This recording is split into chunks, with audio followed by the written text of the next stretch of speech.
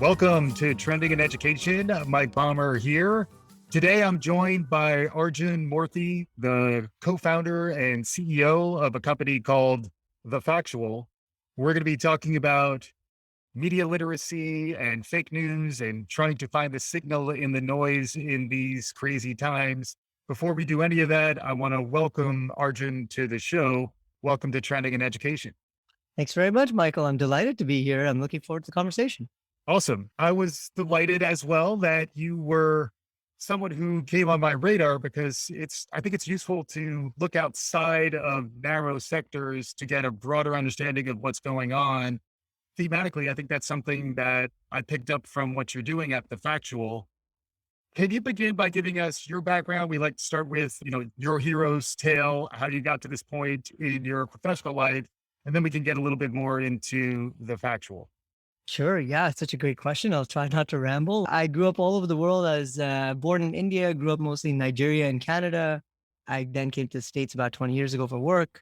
By training, I'm an engineer. I went to University of Waterloo for computer engineering, and I've worked in a number of startups since then. I went to grad school at Stanford and did more business kind of stuff before coming back to product and product development, which is my true love. Mm-hmm.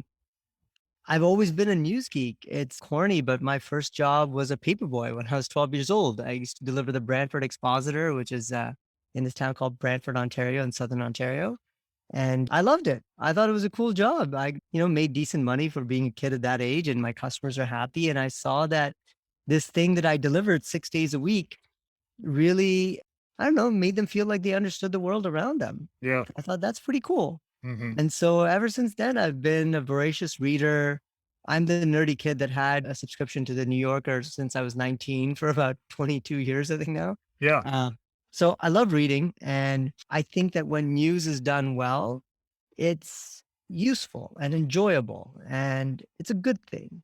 But of course, news hasn't been done well for a long time now. And right around 2016, I just finished at the startup called Hubspot, which is a phenomenal company out of Boston. Yes.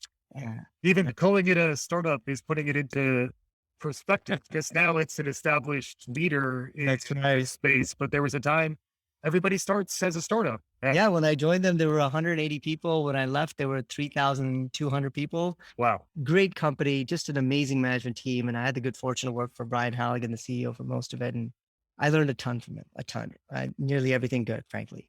And so, when I left there and I moved to the Bay Area, I wanted to do something of my own. And I thought, the news industry is going through a lot of turmoil.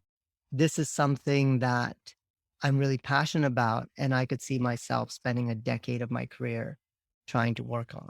And just to jump in a little bit, 2016, this is the Trump election. This is right after Cambridge Analytica. This is when fake news was a term of art might be generous, but it was a term that was getting out there into the collective consciousness. So starting something focused on the news at that time, it did feel like there was a tremendous opportunity at that time to jump into the fray.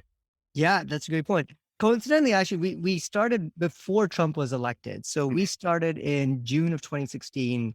And, of course, he was the candidate by then, but it wasn't really because of President Trump or at the time candidate Trump's nomination. It was just a general malaise with news, which had been going on for a while, Right. Without digressing too much into the politics of 2016, people's dissatisfaction with the status quo, both politicians, political parties, and then the media in general had been running for a decade. Really, you could trace it back to 2004, 2005. So Mm-hmm. the trend was already there, and we saw this and we said, boy, how great would it be if we could do something about this and make the news more useful again. Mm-hmm. I met my co-founder, who's amazing, this engineer named Ajoy Sojan, and he and I had similar ideas on how we could fix the news. And to be totally honest, Michael, they were extremely naive, and frankly, we were arrogant, thinking we could solve the news. I mean, this is a tough problem, and the two of us, non-journalists, couple of techies, are like, oh yeah, we'll have this done by lunch, and it took many, many years. The first 2 years were basically all a failure.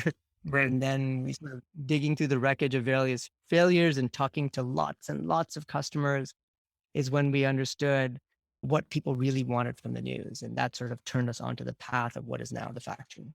Yeah. This crisis of trust that we're in around concepts like fake news, like even that term wasn't really around until right around when you were founded. There was maybe a tipping point or a critical mass that had been achieved. And that's things haven't changed too terribly much in terms of the trust of these institutions. The critiques of the media certainly haven't gone away. What's it been like from 2016 until now in terms of the crisis that we're in? Yeah, how would you describe the problem state and how has it evolved from when you founded until now? Yeah. The problem that we zeroed in on was that of news bias. Fake news is the term that gets all the attention, and in large part because of its overuse during the Trump presidency. But if you dig beneath the covers, it was seldom that people were saying the news was false, but rather that the news was misleading. Mm, It omitted certain facts. It framed a story a certain way. And so you had people say, oh, of course, Fox News would say that, or of course, CNN would say that. Like, what were you expecting? hmm So the lack of trust had more to do with the perceived bias of institutions, not that they were just outright printing falsehood. hmm And so that was the problem that we zeroed in on. And that problem is still a big problem today. It is, in fact, actually getting worse and worse every year. And a big reason for that is that the media landscape has changed a lot in 30 years. hmm So back when I was delivering a newspaper on those doorsteps, most of us understood that there were, a handful of national level media outlets, the Times, the Journal, the Post, a few like that. And then there was some regional and local stuff, kind of understood the media landscape. You got a couple of newspapers on your doorstep, you skimmed it. Yeah, I got it. No problem. No biggie. Now, though, there are thousands of outlets Yeah. that are showing up in your news feed, and most of us read online. You don't recognize half of them. If you do recognize, or even if you do look at them, they all seem awfully biased and opinionated. It's really hard to make out, what is news, where does news end, where does editorial start. The whole Right. line has been blurred, etc. So the landscape has shifted a lot, and the big reason is because the internet has enabled this flourishing of news outlets to appear, digital only outlets predominantly. And as they flourished, because all of them largely are advertising based solutions, they are all competing for your attention, every one of them. Whereas before you had three, four, five people looking for your attention, you've got thousands. And in that marketplace, they all have to carve out some segment of the population as that's who we're going to focus on. Because I can't win everyone. Right. So I'm going to focus on this slice. And when you choose to focus on a slice of the population, you will increasingly serve that population and what it wants to hear with a very narrow viewpoint and a very, basically reconfirming their beliefs on that viewpoint. Right. But for most of us who are not in any narrow niche, like, call it 20, 30% are in some narrow slice, most of us are just average folks just trying to get through the day and pay the bills and get the kids to school and back. Mm, When we look at this stuff, we're like, what? That's not what I mean, right. really, this is true.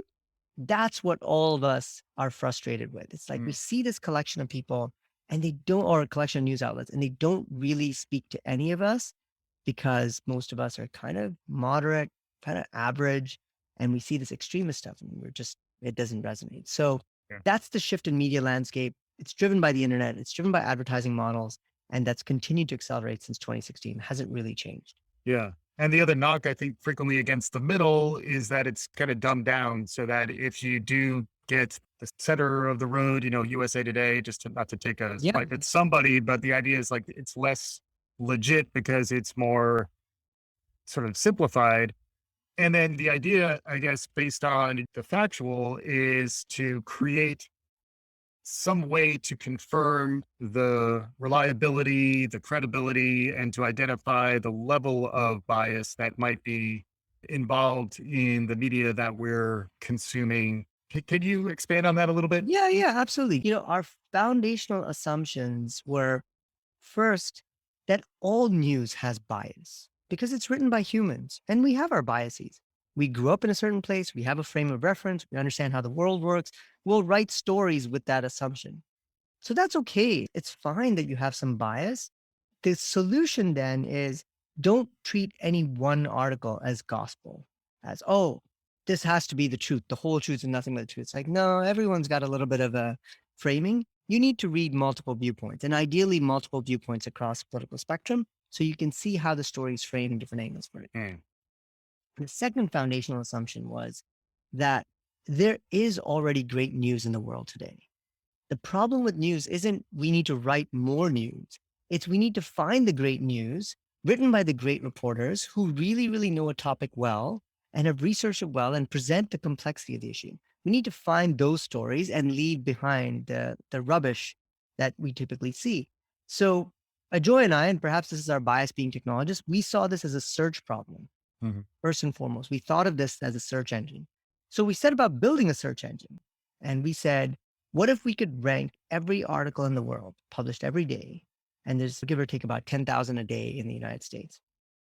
What if we could rank them for how credible it is? And we would use signals that people intuitively associated with credible news. So when we talked to people, we said, hey, what do you think makes for good news? And invariably, people said the same four things. They said, I like news that's really well researched. It's got facts, it's got references and sources. I mean, isn't that what news is? Sources, like be well sourced. Okay. The second thing they said is, I don't like news that's really opinionated. I'm exhausted. Oh my God, everything's opinionated. Just cut it out. Let me reach my own conclusions. Mhm. The third thing they said is, I want it to be written by someone who is some sort of an expert in the topic. You know, people comment on politics one day and sports the next and COVID vaccines on the third day. Like, what? That's not really the best person I should be listening to. So give me an expert of some kind. And then the fourth is, I'd like it to be from a reliable source, someplace that consistently publishes high quality material versus some site run out of Macedonia that's a link farm for clicks or something like that. Mhm. And so we took those four things that people said and we turned it into an algorithm. Mhm. And so every day we get these 10,000 odd articles from about 2,000 sites around the world. And this engine that we've built rates each article on those four dimensions. So the first dimension, which is evidence, it looks at links and quotes, and it does some pretty sophisticated analysis. So some of it is very simplistic. It says how many links, how diverse are the links, how many quotes, how long are the quotes. Then it starts to get a little bit more complex. It says, hey, who did you choose to link to? How authoritative are they? Mhm. Did you repeat links? Did you point back to yourself? Are the links politically diverse? All these kinds of things. And so you get this evidence score for each article. Then the next one is tonal analysis. So there's a class of algorithms called natural language processing algorithms, NLP, and they basically do all kinds of text analysis for, simplicity of a better word. And so we look at the emotional quotient or the emotional volume of an article relative to its length. And there's a bunch of English grammar rules that indicate if an article is subjective. First person pronouns, Mm. adverbs that are needless, all those kinds of things that tell you that, hey, this is more subjective than is objective. So you get an opinion score. Exclamation points, maybe. Yeah. I don't know if punctuations count. We exclude quotes. Okay. So you can quote someone who's very emotional, Mm. but you as the writer should Mm. minimize your emotion because you're Mm. trying to transmit information. Mm. The third one, which is, how much of an expert are you, is where you can say it's treading more towards AI or certainly machine learning. Each article that we rate is classified into one of 1,000 different topics. And then we tag each of those articles with the author. And so if, for example, Michael, you were a journalist, we would look at your CV of every article you've ever written, and we'll say, Michael seems to write a lot about foreign policy. In fact, he seems to write exclusively on foreign policy. He doesn't seem to write on anything else. He must be some sort of specialist there. And then we look at your past writing and we're like, and not only does he focus on foreign policy, when he does write on it, it's really well researched and it's not opinionated. Mm. And therefore, your ranking when it comes to foreign policy articles goes way up. I see. If you punch out an article in foreign policy, you will beat me because I don't have that track record of writing that deeply and unopinionated. So Yeah. that's the third bit. And the fourth, the source reputation is an average score of all the articles that have ever been published by that site. Uh-huh. And so we take those four, we crunch it. There's a bunch of sophisticated math behind the scenes, and we spit out a score between 1 and 100% on every article. Mm-hmm. And we colloquially say that, look, if it's over 75%, it means that article is quite informative. There may still be, of course, some bias, which is why we curate different views from across the political spectrum. But on the whole, we're going to try to give you the most informative articles on a topic. And the upshot of all this fancy talk is, if you look at all the four signals I said, none of them are popularity metrics. It doesn't matter how well an author is known. It doesn't matter how many likes or tweets or followers they have and how many backlinks they got, which is the main signal with Google is backlinks. And that's arguably a form of popularity as well. Mhm. We eliminated all that and we said, no, we just care about these objective measures that a computer can count. And when we do that, it turns out that we can find amazing journalism in a wide range of sites. Often smaller sites can outrank the likes of the New York Times and the Wall Street Journal because they really focus on a topic and they go deep into it. Mhm. So the upshot of all this is that people get exposed to a much wider range of sources. They can also find good journalism in places they might have given up on. Look, CNN, Fox, Breitbart, you name it. Because we rate on an article basis, you'll have good article ratings, you'll have bad article ratings. Sometimes the Times is great, sometimes not so much. Breitbart, which is one that most liberals would disdain, it's true. Most of the time it doesn't score well. But yeah, sometimes actually it scores just fine. They Yeah. do actually put out decent work. And so what it allows us to do is rather than very coarsely just discard places and be like, those sites are terrible. We're saying, nah, just take a second. We might find some good stuff. It allows us to find common ground with people that read those Mhm. and say, oh yeah, I did read that. Actually, I can understand, what the logic there is. I might disagree, but I can understand you a little better. That's what we're trying to do with this thing is help people see that it's way more complex than any headline could ever suggest. Every issue, you name it, I will guarantee the issue is complicated. There are no simple answers. And if you read these credible viewpoints across both spectrum, you start to appreciate the complexity of these stories. Yeah, just browsing quickly through the Factual, the UI is very clean. You can see the product experience. You can pretty easily read this like any newspaper front page, with links into articles, but there's a quick, visual representation. Reminds me a little bit of Rotten Tomatoes, where you can see, the certified fresh stuff that's above 75 score on your ratings. What I found interesting while browsing around is that I couldn't resist looking at Elon Musk and Twitter to see how articles rated in that category, and very few were even hitting 75%. What happens when there's just a news shortage, like a good, healthy, well informed news shortage on a topic, partly because the topic might be complex and shrouded in misinformation to begin with? How do you address something like that? Yeah, read based on the grade is sort of our basic thesis, right? So if you go to the website, which is factual.news, you can click on any trending topic. You can click on Elon Musk. You'll see whatever 200, 300, 400 articles that might be there in the last 48 hours. And you can just sort by the grade and pick the highest grade. When there aren't a lot of highly rated articles, the thing that people should clue in on is like, hey, there's a lot of just mindless chatter on this topic. And when it comes to Elon Musk, that's actually very true. First of all, let's be clear. Elon Musk gets the clicks. Whatever he says, whatever he does, people click and are fascinated and want to read. Mhm. So news publications know this really well, and they churn out a lot of stuff based on nothing more than some tweet or some reply to a tweet, and they'll create a whole article out of that. Literally, what was happening with his poop emoji. There were Exactly. plenty of articles on his poop emoji. Right. And so, the problem is they're getting the views and that sort of supports their model. But what we're showing when we rate these articles is there's just not that much high information value. Mm. And so what we try to do is to tell people, hey, your time is precious and your time is limited.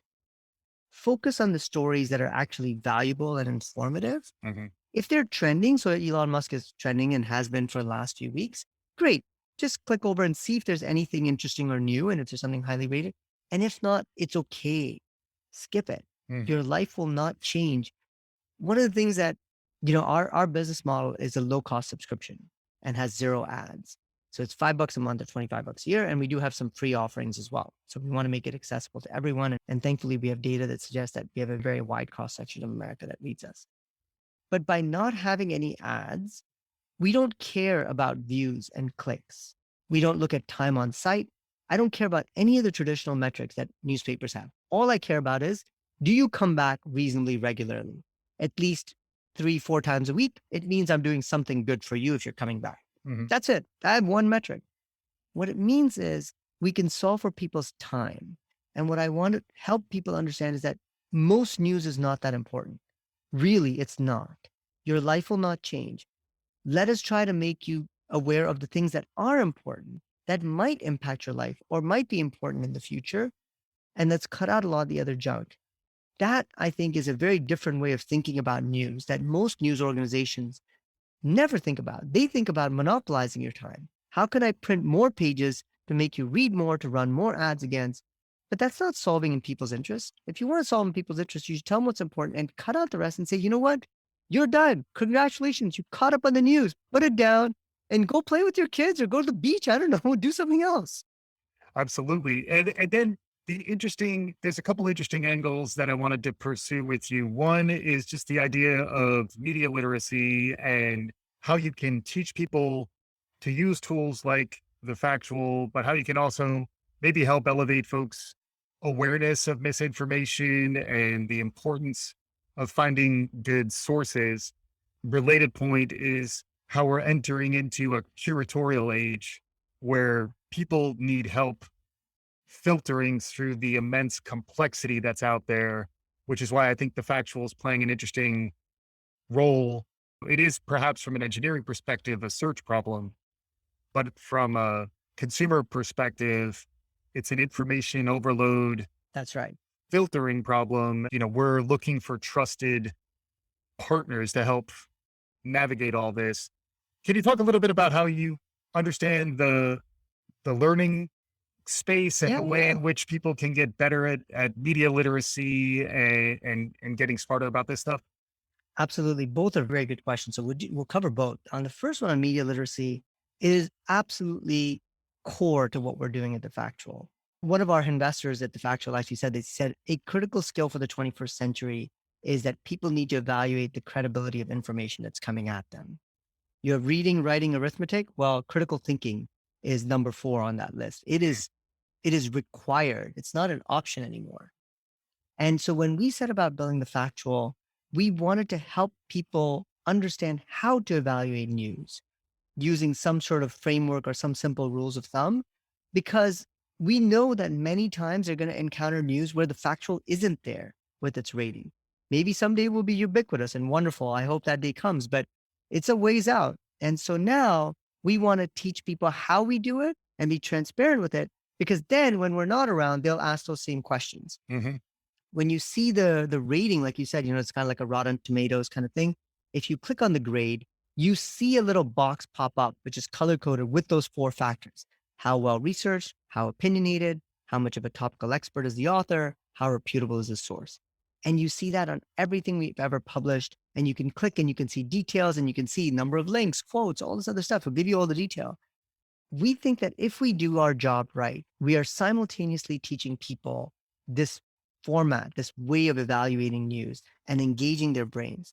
Because the truth is, with that first foundational assumption, I said that all news has bias. It means that as readers, we have to be active when we read news. It's not a passive thing where I just read it and just say, oh, you've got to be, you've got to be engaging that frontal lobe and say, hey, okay, I get this, but I want to see this angle. Or what about this? Why did you do this? The great reporters, by the way, treat their audience as smart. Mm. The great reporters give you the complexity, show you the angles. It's like, look, I know, for example, let's take, a subject that was huge for the last 2 years, COVID and vaccines or something like that. The great reporters showed the complexity. The vaccines are good. These are the results, but we don't know this. This is what we've seen. These are the reasons why people might not get a vaccine. This is how a highly vaccinated population may or may not function. This is what natural immunity looks like all of the stuff. And it's like, wow, okay, I get it, because that builds trust with that reporter. You can count on them next time to tell you something useful because you're seeing that there's no simple answer. So, anyways, I think media literacy is a very, very big part of what we do. And I hope that the transparency with our approach encourages that critical thinking and understanding of how to evaluate media. And just before we get into the curation, which is Yeah, kind of a larger topic, are you doing any work in augmented reality where you're wearing the factual lens? And while I read the article, I just see a layer on top. Like where's that in its development life cycle? man, Michael, you should be a product manager. That's a cool idea. We're a tiny startup. We don't have those kinds of resources yet. And I think the AR stuff is still sort of working its way into, having a form factor that's good. I did see that recent one from Facebook, and I think Snap has a new one as well. Yes. That's pretty neat. Hmm. So I think once those become a little bit more established, and I'm sure those companies will make available interfaces for third-party developers like us, then we could certainly add them. I think those would be very, very cool to do. Yeah. Nice, nice. I have to bring up some Web3 topics. We'll talk about the blockchain perhaps a little bit later on. But any thoughts around where we are today and the role of the factual and maybe the impact you might make? It does seem like the way we consume information changed when newspapers went digital with an advertising model. Has that run its course? And do you see a bit of a shift happening here? Where do you see things playing forward? Yeah. It's tough question. I think what a lot of news outlets are recognizing is that it's going to be tough for them to survive on just straight up ads. It's a very tough ball game to play when you have people like Google and Facebook who are exceptionally good at the advertising game. I mean, from an advertiser standpoint, the ROI that you get from Google and Facebook is usually just orders of magnitude better than what you would see if you're just advertising on some lone news site. Mhm. So I think news sites, if I were the editor in chief or the publisher of a news site, I would think about it this way. I've got a core audience that I want to capture and serve faithfully. And I want to make subscription revenue off of those folks. Mhm. I also have people that are not particularly loyal to me that might come across my work in some newsfeed or something. I want to monetize them to some degree with advertising. Yep. So I think news outlets need to have a mix of revenue streams that then reduce some of the emphasis on one or the other. Mhm. I think that a bunch of news outlets should go out of business. I think that they are not sufficiently differentiated from the next person. And so it's tough to win in an internet world if you're not differentiated. I Mhm. mean, that's why they're sort of carving out these niches. But I think those niches are going to become smaller and smaller as they just sort of get focused. And at some point, I think a bunch of them are going to be like, this is just not working out. We should go out of business. So Right. I think Right. that's going to happen as well. Mhm. Mhm. I think a new format of news is coming up that is very interesting, where it's very newsletter centric, Mhm. which happens to be, the Factual's most popular product is the Humble newsletter. And it sort of makes sense. It was kind of the analog to what I was delivering on doorsteps at 7:30 in the morning. Just shows up in your inbox at 7:30 in the morning. And the newsletter is cheaper to produce. It forces a limit on the amount of content you can have because newsletters can't be very long. And it's a very focused delivery usually. That format is working, and I'm seeing it show up in local and regional publications, and they look very good. So I think Mhm. a new format comes up that is different than the website driven, heavy banner ad bullshit sort of thing. I think we're going to see something else come up. So those are some trend information I see. Yeah. In terms of the curation, it's such a good point, Michael. There's this very famous computer scientist named Stephen Wolfram. He founded this company called Wolfram Alpha, very complex mathematical software that he built. And he's just written tons of papers. He's like a legend in the CS field. He testified to the US, I think the House Senate Committee on Commerce or something like that, 2, 3 years ago. And he talked about the information credibility problem. He's like, how do we solve this? So, senators and House Representatives are asking him, and he said, look, here's my thesis. Information continues to explode. That's not going to change. It's just going to keep growing and growing. As humans, we need to have filters to filter this down to something manageable. But rather than have filters that the government deems or something like that, what we want is third party companies that provide filters, and that these filters are transparent in how they work so that you, as the end consumer, are knowingly selecting a filter, saying, this is the kind of stuff I want. These are the things I like. That's why I use this filter. Mhm. And so it was just coincidental that the Factual built a version of what Stephen Wolfram was saying. We're a filter, we're transparent, and we solve for a particular type of news, highly informative, non-opinionated, expert-written news. That's what we've chosen. There's a bunch of people that seem to like that model, and they apply our filter. I like Stephen Wolfram's vision. I think it's a good one. It's rooted in science and in economics. It seems decent. I think we're one version of it. I'm hopeful there are many more versions like us that show up and that people basically have these choices and say, yeah, I like this curation because it simplifies the world in a way that I can understand. And hopefully, if these filters are designed with the right business model, we don't once again wind up in filter bubbles and only seeing one side of the thing, but are really built for serving the public in a good way. That Mm. might be a little wishful thinking on my part, but I'm hopeful that's the outcome of filters and curation in a world with exploding information. Yeah, I like that. And I like the note about transparency where, the fact that our lives are managed in many ways by algorithms is just a reality. And I think the problem frequently is who are those algorithms designed for and how do I get some visibility into them, especially for what I would call more a power user, people who don't just Yeah. want to keep it simple. That's a different audience. I would like to hear a little more from you on thoughts about trends in education, because we don't always get folks who are outside of education thinking about where the world of learning is going. Any lessons learned from launching the Factual or from your experience around critical thinking in the news that you think might be relevant to an audience who's focused on the future of learning? Yeah, funnily enough, I was speaking with Greg Lukianoff, who's the founder and CEO of FIRE, which is the Foundation for Individual Rights in Education. Mm, And it basically fights on behalf of professors typically, but also students to have free speech on campus. And he's a very interesting gentleman, very sharp. And he was explaining why diversity of thought is so critical when it comes to learning. Because when you want to really understand a topic, you need to see all the different angles to a story. And you want people with different ideas coming together. And some of those ideas may be hard to accept. Sometimes they might be distasteful, but you've got to win on the basis of facts and logic and reason rather than on censorship and shutting it down.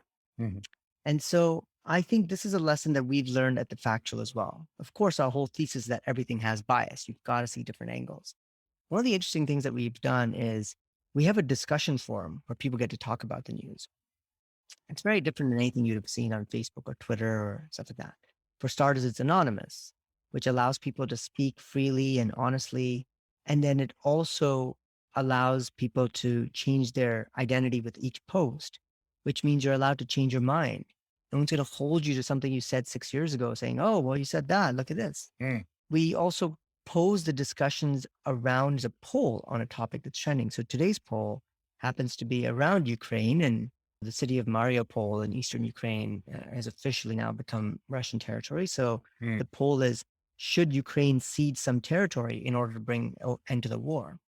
And so we pose questions in a non-leading way on thoughtful topics. We give people simple choices to vote, yes, no, unsure. And then they comment anonymously in a way that doesn't preserve history on why they think that way. Mm. And so what this atmosphere does is it allows people from a wide range of backgrounds to weigh in. And comments are rated again for quality rather than popularity, and look for quality signals just like we look with articles, length and tone and sources and all this stuff. The upshot is you get really interesting and diverse viewpoints on a topic. And then whatever topic you might have thought, and take the most divisive ones like abortion in America, you will start to understand why people have different points of view. It is not the caricature that you typically see on news. It's that people are really thoughtful about it. Mm. Whether you're pro-life or pro-choice, people have really genuine, thoughtful concerns and interests in why they believe a certain way. Mhm. And when you read these things, you can't help but at least empathize to some degree with the other side. No one's saying you have to change your mind, but you can at least understand, okay, I get it. Yeah, I'm not there with you, but I don't hate you anymore. I think that's a really important thing that we need to do, or we could do when it comes to education as well. Mhm. There are different ways to teach. There are different answers sometimes to solutions. You want students to be exposed to the confusion and the complexity. You want them to figure out on their own, reach different conclusions than the teacher, challenge the teacher. Those are great things, right? Greg and I talked about safe spaces, which is this concept that's very popular on campus. The safe space is not, I want to be safe from being hurt. The safe space is, it's okay if I fail and screw up because it's just school. I'm Mhm. just here with my teacher and my classmates. Nobody's going to, there's no professional impact. That's the safe space. So in your time in school, I think, if possible, be exposed to a really wide range of opinions and ideas and facts. See the complexity, embrace the uncertainty, appreciate other viewpoints, struggle, fail a little bit, try some things. It's okay. It doesn't work. No, no big deal. That's why we're in school. Then you come out much stronger. I think you come out much more empathetic to your fellow citizens. I think you make better decisions, whether you're in public policy or in the private sector. I think we just have a more humane society if we just understand that it's okay to have different viewpoints. Like it's not, that's how humans work. We all do have different ideas. That's normal. That heterogeneity in thinking, I think is very important to promote. And I'm not sure from the little I know about education from a third party and just a parent point of view, I'm not sure that is a focus or an objective of education anymore. Mm. Show complexity, show diversity, show contrarian viewpoints. I don't know that that's something curriculums care to do, but I would love if they did. Arjun Moorthy, the co-founder and CEO of the Factual. Thanks again for joining. If folks want to learn more, if we pique their interest around the Factual, where should they go? And then let's hear your concluding thoughts. What should we take away from this conversation? Sure. Yeah. Thank you very much for having me, Michael. It's been delightful. If anyone listening wants to check out The Factual, just go to thefactual.com. You can follow us on Twitter, on Facebook, on Instagram. You can follow me on Twitter if you want. I'm a Juice Moorthy. It's my nickname from college. Best thing to do is just sign up for the newsletter. It's easy peasy, shows up in your inbox 5 days a week. It's simple. And from there, you'll discover all the other stuff, the website, the app, etc. Everything's there. In terms of my concluding thoughts, I would say that the world is a nicer place than it sometimes seems like in the news, that people have a lot more in common than we might realize. The business model of news and information incentivizes extremism and combativeness and divisiveness. But as a population, we aren't actually like that for the most part. It sort of amplifies the extremes, but most of us are kind of just in the middle, humdrum sort of people. So don't despair when you read the news and feel like the world is going to hell. A lot of times it's just the nature of the news game. And actually, most things are good. There's a lot of good stuff out there. And if you read high quality news, you will feel informed without feeling angry or sad. Mm. And that's what news is supposed to do for you. It's supposed to make you feel informed. It's not supposed to elicit an emotion from you. If it is eliciting an emotion, that's probably not great news. Mm. That's not what news is supposed to be. So maybe that's what I'd say is that's your ultimate signal to noise ratio. Just think about, is this thing making me feel informed? Or is it making me feel a certain way, angry or sad? Then maybe I'm not reading something that's good for me. Try to improve your media diet. You'll feel healthier, you'll feel happier. And then also don't overdo it. You don't need that much news in your life. For most people, 10 to 20 minutes a day is plenty. And then get on with other stuff. Awesome. Fantastic stuff from Arjun Moorthy, the co-founder and CEO of a company called The Factual. Hopefully our listeners enjoyed it. Let us know what you think. Tell a friend, subscribe, do all the good things. We'll be back again soon. This is Trending in Education.